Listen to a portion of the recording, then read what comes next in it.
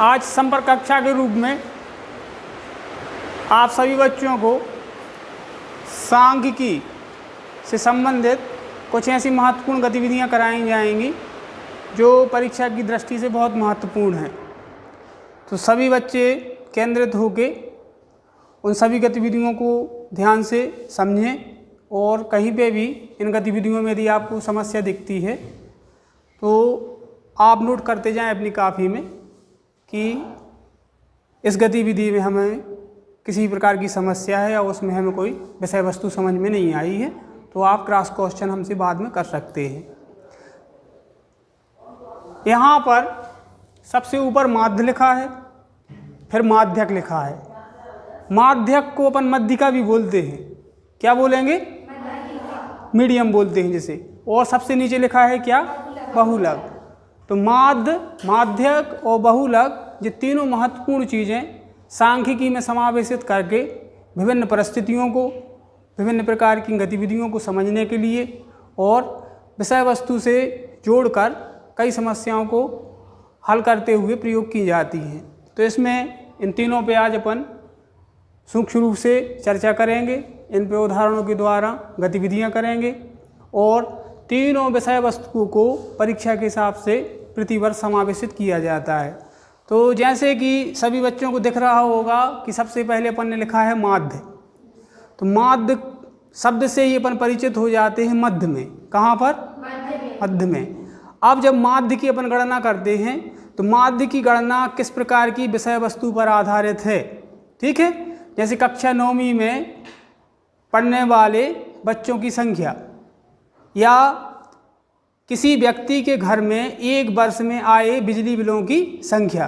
बिजली बिल सभी के यहाँ आते हैं, ठीक है ना। या फिर आपको कोई प्रेक्षण दे दिए जाएं और कहा जाए कि दिए गए प्रेक्षणों का माध्य ज्ञात कीजिए। तो कई प्रकार की संभावनाएं माध्य से जोड़ के आपको प्रश्न के रूप में दी जाएंगी और आपसे कहा जाएगा दिए गए प्रेक्षणों का माध्य ज्ञात कीजिए। या कक्षा 9वीं में विज्ञान विषय में प्राप्त होने वाले अंकों का माध्य ज्ञात कीजिए। तो प्रश्न कोई भी हो उसको केवल माध्य से परिभाषित करके आपसे पूछा जाएगा।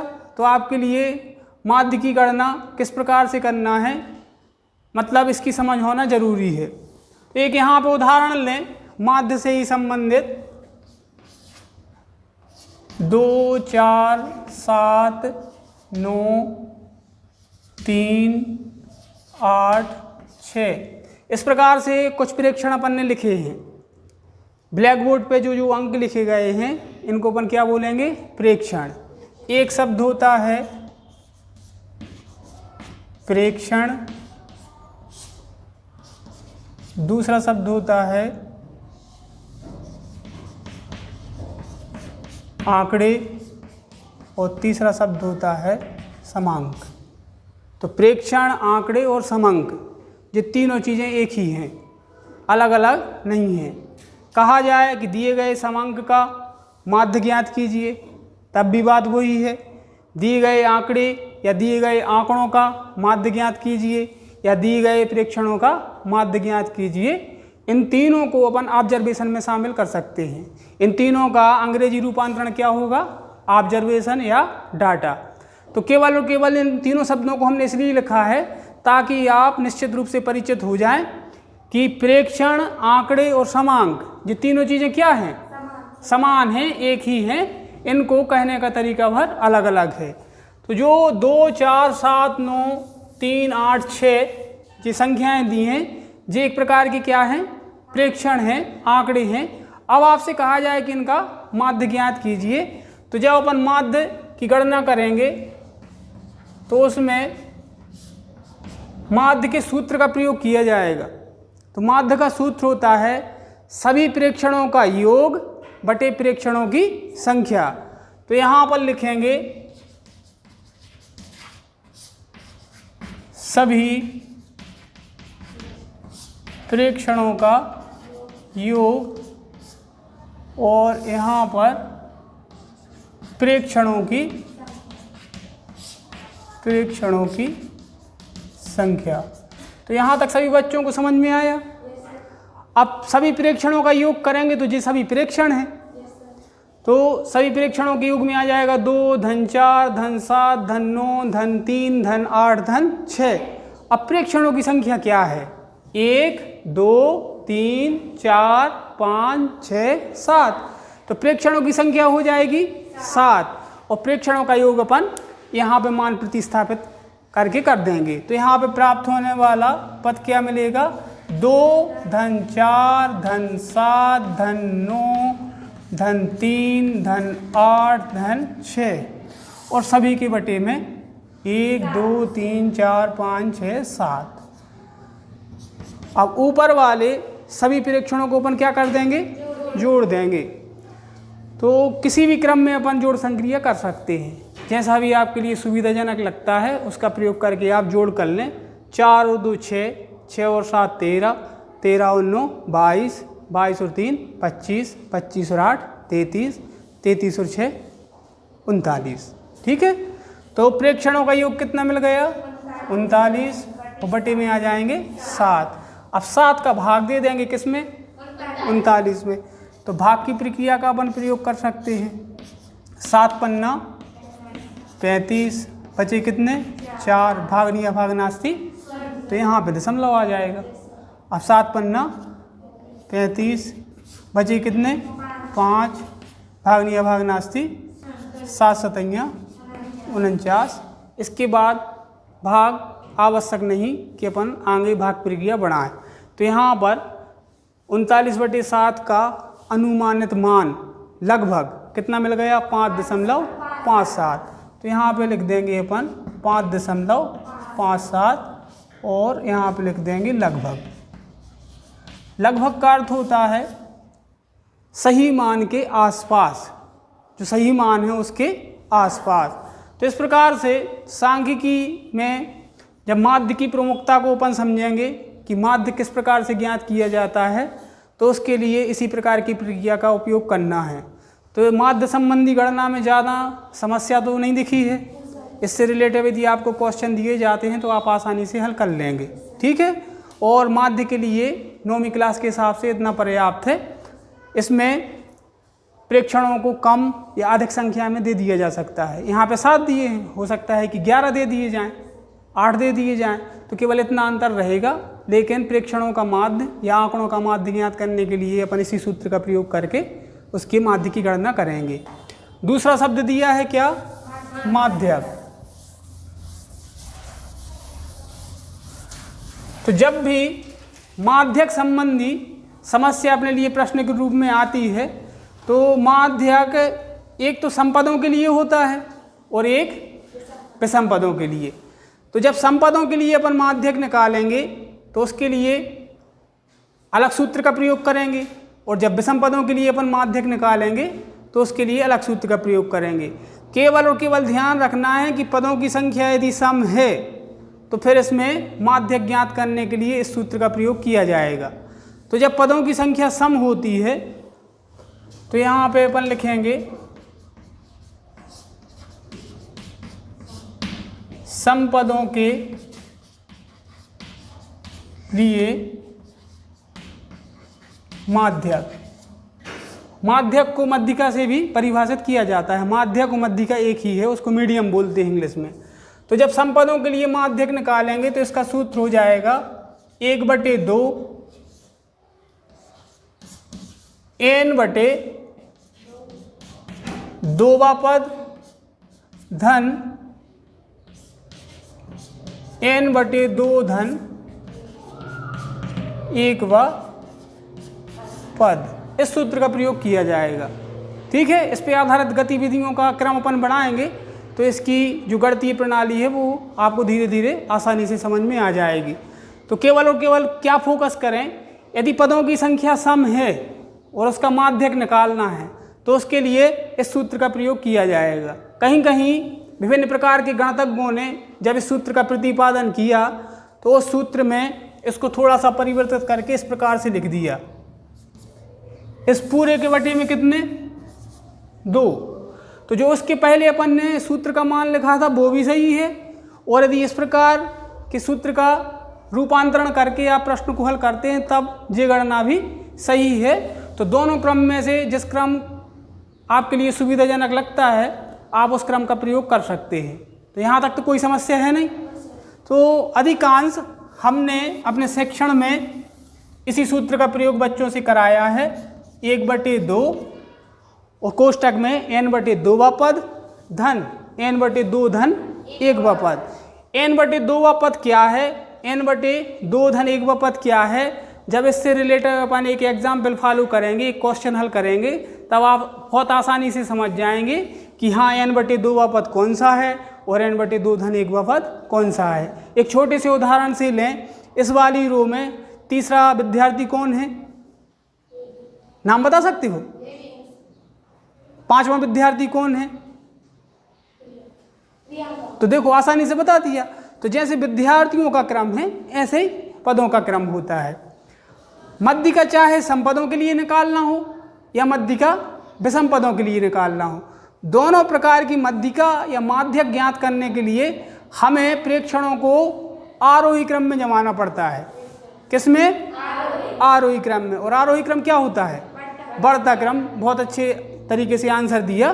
तो पहले अपन प्रेक्षणों को जमाएंगे बढ़ते क्रम में, और बढ़ते क्रम में जमाने के बाद फिर माध्यक या मध्यिका की अपन गणना करेंगे, चाहे माध्यक या मध्यिका सम पदों के लिए हो या विषम पदों के लिए। एक विशेष परिस्थिति में आपको ध्यान रखना है, यदि प्रश्न में आपसे कह दिया जाता है कि दिए गए प्रेक्षण व्यवस्थित क्रम में हैं, समझना, दिए गए आंकड़े व्यवस्थित क्रम में हैं, तो फिर आपको उनके लिए व्यवस्थित नहीं करना है। और यदि इस प्रकार का इंस्ट्रक्शन आपको नहीं दिया जाता है तो आप देख लें कि पहले हम आंकड़ों को आरोही क्रम में जमाएंगे और आरोही क्रम में जमाने के बाद फिर माध्यक या मध्यिका की गणना करेंगे। तो ये तो बात हो गई संपदों के लिए। अब यहीं पे दूसरा क्या है,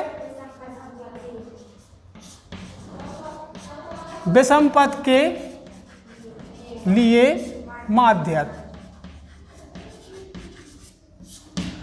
तो विषम पदों के लिए माध्यक या मध्यिका होगी n धन 1/2वां पद। तो दोनों प्रकार के माध्यक सम और विषम के लिए सरल है निकालना, केवल और केवल सावधानी की आवश्यकता है। जितने अच्छे तरीके से आप सावधानी से मानों का प्रतिस्थापन करेंगे, सूत्रों का प्रयोग करेंगे, उतने ही अच्छे तरीके से आपके माध्यक का परिकलन होगा। तो अभी तक अपन ने केवल विचार किया किस पे, माध्य पर। तो माध्य बराबर होता है सभी प्रेक्षणों का योग बटे प्रेक्षणों की संख्या। फिर उसके बाद अपन ने दूसरा बिंदु लिया माध्यक। तो माध्यक सम पदों के लिए भी होता है और विषम पदों के लिए। जब पद सम दिए हों तो उसके लिए ज्ञात करने के लिए नंबर 1 पे जो सूत्र लिखा हुआ है इसका प्रयोग करेंगे, और जब पद विषम हो तो उसके लिए नंबर 2 पे दिए गए सूत्र का प्रयोग करके हम माध्यक या मध्यिका की गणना कर लेंगे। इसको एक उदाहरण के माध्यम से देखते हैं। उस उदाहरण में अपन सूत्र का सही प्रयोग कर पाएंगे।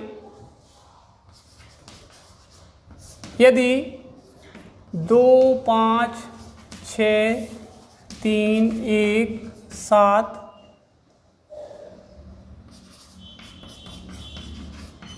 के लिए माध्यक ज्ञात कीजिए। मान लो ये जो दिए गए प्रेक्षण हैं जी किसी भी संभावना के लिए आपको दे दिए जाते हैं और कहा जाए कि दी गई संभावनाओं के लिए क्या ज्ञात कीजिए, माध्यक। तब सबसे पहले आप किस पे विचार करेंगे, आप देखेंगे कि जो प्रेक्षणों की संख्या है वो सम है या विषम है।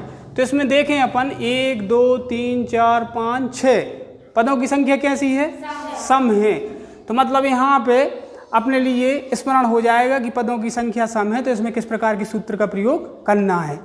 और जो प्रेक्षण दिए गए हैं ये व्यवस्थित नहीं है, तो सबसे पहले इनको किस में ले जाएंगे, आरोही क्रम में। तो यहाँ पे लिखेंगे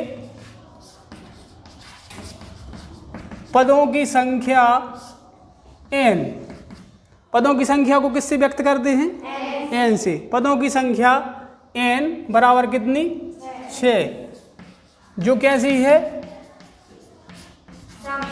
जो सम है। तो इनको पहले अपन रखेंगे आरोही क्रम में, ठीक है।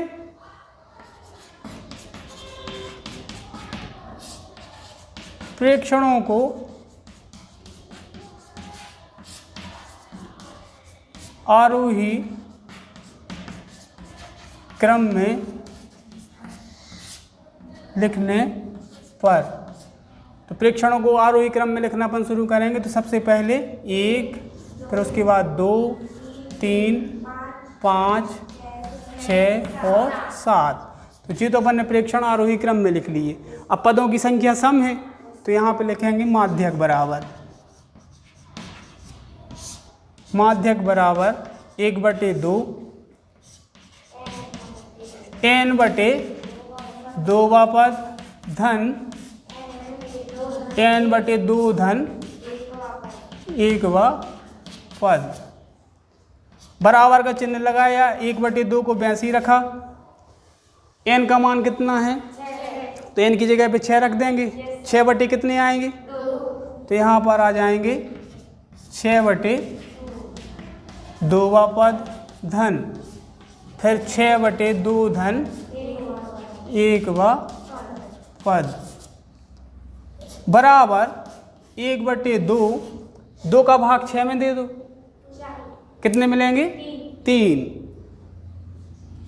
तो यहाँ पे 3 पद और धन 2 3 6, 3 मिल गए।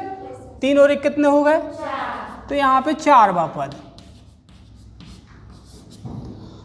अब जब अपन ने प्रेक्षणों को आरोही क्रम में जमाया था, तो उसका तीसरा पद देखें, 1 2 3। तीसरा पद क्या है, तो इसकी जगह पे आ जाएगा 3।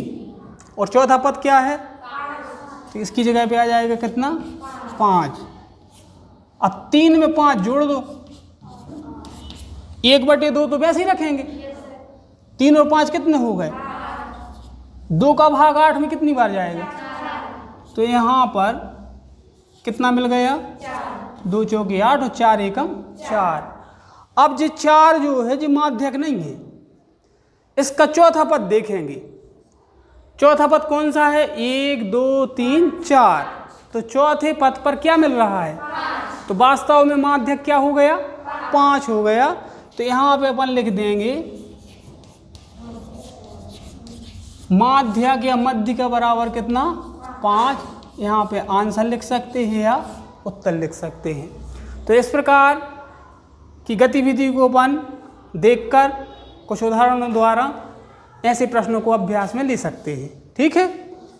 इसी पे आधारित एक प्रश्न और अपन लेंगे, जिसमें ऐसी संभावनाओं को जोड़ के आपको समस्या के रूप में दिए जाते हैं, जो चर और अचर के रूप में शामिल रहते हैं। तो सम और विषम पदों से परिचित तो आप हो ही गए हैं। माध्य और मध्यिका या माध्यक क्या है, इससे भी आप मतलब परिचित हो गए हैं। तो थोड़े से मतलब जो परीक्षा उपयोगी प्रश्न रहते हैं, उनको किस प्रकार से समावेश किया जाता है, तो आपके लिए देखना है। यदि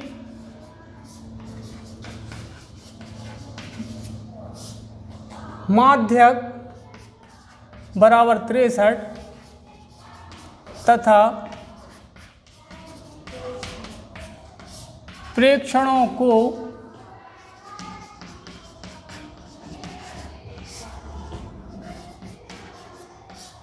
आरोही क्रम में रखा गया हो,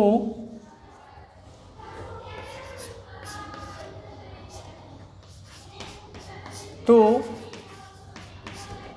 x का मान ज्ञात कीजिए। तो यहाँ पे प्रेक्षण दिए हैं 29, 32, 48, 50, x धन 2, 72, 78, 84, 95। इस प्रकार से आपको जो आंकड़े दिए हैं, प्रेक्षण दिए हैं, ये प्रेक्षण आरोही क्रम में दिए गए हैं, मतलब व्यवस्थित हैं। ठीक है, 29, 32, 48, 50। अब यहाँ पे जो मान मिलेगा वो 50 से बड़ा रहेगा, यहाँ पे जो मान मिलेगा वो इससे बड़ा रहेगा। फिर उसके बाद 72, 78, 84 और 95। तो देखने ही मात्र से समझ में आ जाते हैं कि कौन, मतलब जो प्रेक्षण दिए हैं वो सब व्यवस्थित क्रम में हैं। तो इस प्रकार से आपको प्रश्न में समस्या के रूप में दिया जा सकता है कि यदि माध्यक कितना है, किसका माध्यक, इन प्रेक्षणों का माध्यक कितना है 63, तथा प्रेक्षणों को आरोही क्रम में रखा गया हो, तो किसका मान ज्ञात कीजिए, x का मान ज्ञात कीजिए। तो इस प्रकार से केवल और केवल आपको ऐसे प्रश्नों में अज्ञात मान की गणना करना है। और जो चर होता है, चर हमेशा कैसा होता है, अज्ञात होता है। तो इसमें x एक अज्ञात राशि है, चर राशि है, जिसके लिए अपने लिए ज्ञात करना है।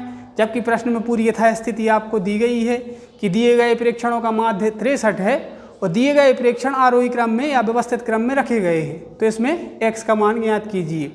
तो जब भी अपन x के मान की गणना करेंगे तो इसमें मध्यिका का सूत्र प्रयोग किया जाएगा।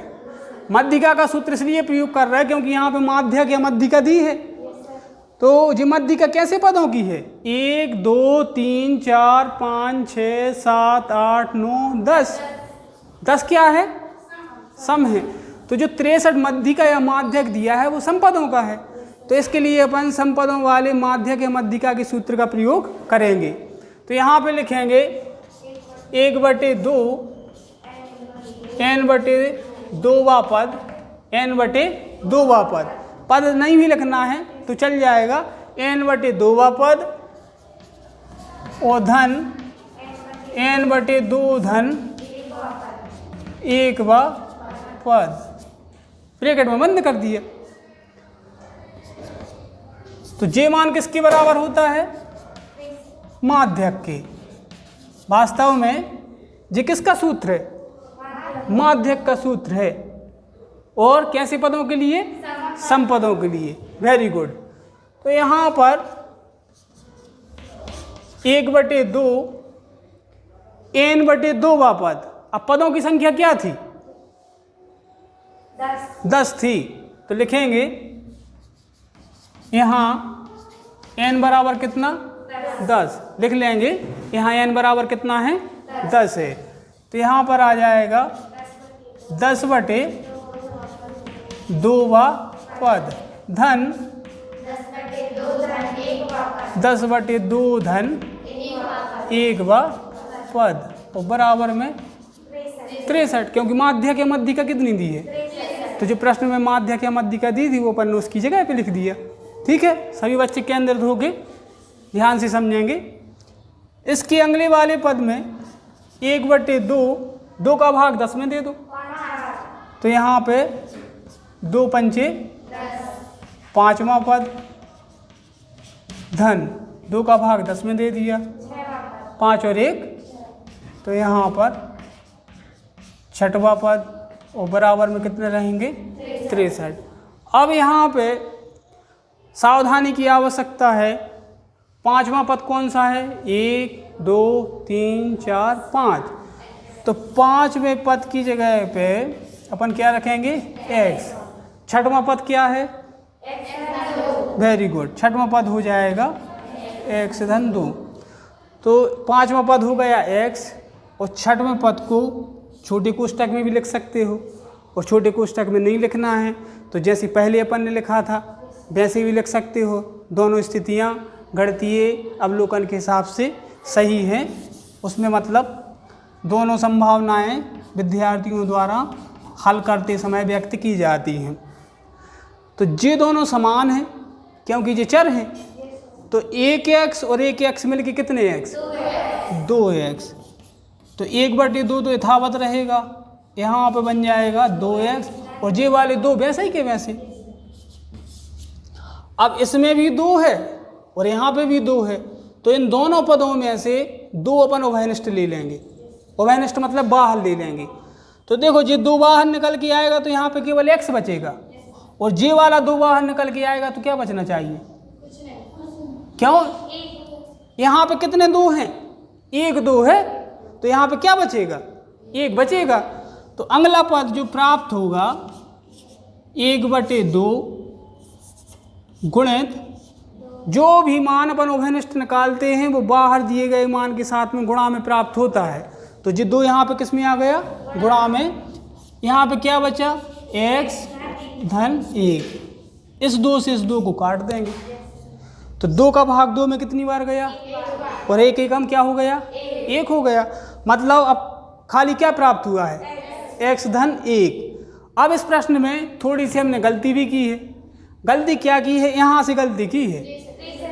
तो यदि आप सही तरीके से केंद्रित हैं तो जैसा भी आंसर आपने सही दिया कि सर यहाँ पे आपने 63 नहीं जोड़े हैं, मतलब आप ध्यान से इसको समझ रहे हैं। तो बराबर में अपन क्या लेके चलेंगे?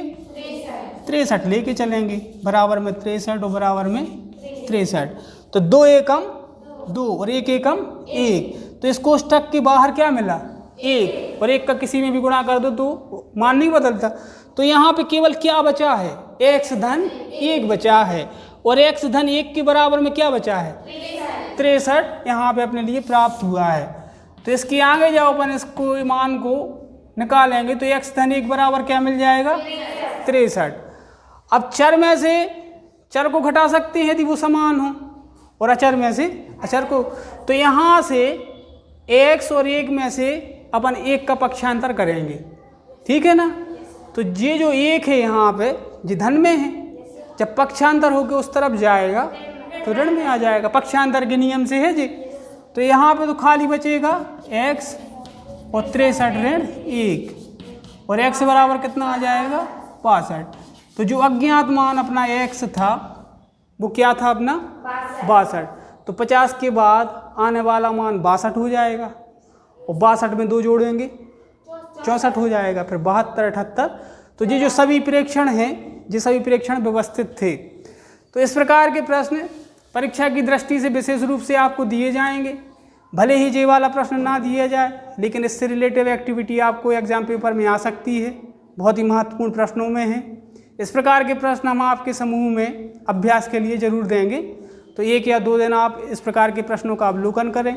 अवलोकन करने के बाद आपको खुद लगने लगेगा कि इस प्रकार के प्रश्न अब हम हल कर सकते हैं। कहीं पे यदि कोई त्रुटि दिखती है तो हम आपको गाइडलाइन जरूर करेंगे, ठीक है। और जब आप 1-2 बार इस प्रकार के प्रश्नों को हल कर लेंगे तो निश्चित रूप से इन प्रश्नों में आप दक्ष हो जाएंगे, परिपक्व हो जाएंगे, फिर आपको कहीं पे कोई असुविधा नहीं रहेगी। तीसरे स्थान पे अपन ने लिखा है क्या? बहुलक। तो बहुलक की अवधारणा बहुत ही सरल है। 9th क्लास के हिसाब से जो बहुलक का मोटिवेशन प्रोवाइड किया गया है वो निश्चित रूप से बहुत सरल है, उसको अपन बहुत सहजता से प्राप्त कर सकते हैं। तो बहुलक के लिए अपन देखते हैं कुछ ऐसे उदाहरण जिनसे आप बहुत आसानी से समझ जाएंगे कि दिए गए प्रेक्षणों में, दिए गए आंकड़ों में या दिए गए समांकों में बहुलक का मान हम कैसे परिकलन करेंगे या उसकी पहचान हम किस प्रकार से कर सकते हैं। तो इसमें एक उदाहरण लिया 2 4 6 9 4 7 4 3। फिर दूसरा उदाहरण लिखा अपन ने 6 7 3 7 8 8 7 6 7। तीसरे उदाहरण में 5 7 2 2 3 1 8 2 2 3। तो तीनों प्रश्नों में अपन ने कुछ मन से उदाहरण लिए हैं बहुलक समझने के लिए। तो सबसे पहले स्मरण रखें, पुस्तक में भी इसकी परिभाषा दी है, जिस प्रेक्षण की पुनरावृत्ति अधिक हो, पुनरावृत्ति मतलब जो बार बार अधिक बार दोहराया गया हो, जो बार बार आया हो। मतलब सभी विद्यार्थी अपने अपने हिसाब से इसकी परिभाषा का परिकलन अपने हिसाब से कर सकते हैं, सभी बच्चों की परिभाषा सही मानी जाएगी। जिस प्रेक्षण की आवृत्ति बार बार दोहराई गई हो, या ऐसा प्रेक्षण जिसकी पुनरावृत्ति अधिक बार हुई हो, या ऐसा प्रेक्षण जो बार बार आया हो, उसे हम क्या कहते हैं? एक ही प्रकार के प्रेक्षण की पुनरावृत्ति जब हमें बार बार प्राप्त होती है वो दो दिए गए प्रेक्षणों का क्या कहलाता है? बहुलक कहलाता है। मतलब जो सबसे ज़्यादा है वो क्या है? बहुलक है। भले ही वो छोटा हो, उससे कोई अर्थ नहीं, मतलब अंतर नहीं निकलेगा। लेकिन यदि अपन देख लेंगे यदि उसकी पुनरावृत्ति बार बार हुई है, वह प्रेक्षण अधिक बार आया है, तो दिए गए प्रेक्षणों के लिए वही बहुलक निश्चित होता है। पहले वाले उदाहरण में सब बच्चे देख पा रहे होंगे कि यहाँ पर 4 अधिक बार है, ठीक है, तो दिए गए प्रेक्षणों का बहुलक क्या है? 4 है। तो यहाँ पे लिखेंगे इसके लिए। अब इस प्रश्न का अपन उत्तर लिख रहे हैं, बहुलक बराबर कितना? 4। दूसरे वाले प्रश्न के लिए बहुलक 7 है, तो यहाँ पे क्या आ जाएगा? बहुलक 7 आ जाएगा। फिर तीसरे वाले प्रश्न के लिए बहुलक क्या हो जाएगा? 2 हो जाएगा। तो सामान्य सी अवधारणा को लेके बहुलक के रूप में यहाँ पे जोड़ा गया है।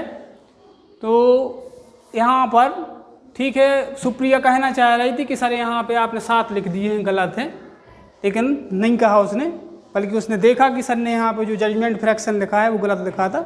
यहाँ पे बहुलक क्या होगा? 2 होगा। तो मतलब सामान्य सी अवधारणा को बहुलक के रूप में 9th क्लास में जोड़ा गया है। जब आप 10वीं क्लास में जाएंगे तो बहुलक का और अच्छा मानक स्तर आपको सीखने को मिलेगा, लेकिन 9वीं क्लास के हिसाब से बहुलक की सामान्य स्थिति इसी प्रकार है। दिए गए प्रेक्षणों में जिस प्रेक्षण की पुनरावृत्ति बार बार होती है वही क्या कहलाता है? खाली स्थान के रूप में आपसे कहा जाएगा, एक ही मतलब किसी प्रेक्षण का अधिक बार आना खाली स्थान कहलाता है, बहुलक कहलाता है। तो इस प्रकार के स्टेटमेंट को कई प्रकार की भाषा में घुमा फिरा के आपसे परीक्षा में पूछा जा सकता है। इसमें एक चीज़ अपन ने छोड़ दी थी माध्यक में, विषम पदों के लिए मध्यिका। तो विषम पदों के लिए कुछ नहीं है, यदि पदों की संख्या कैसी है तो n धन 1/2 पद, ठीक है, उसमें मान रख के अपन उसको हल कर लेंगे।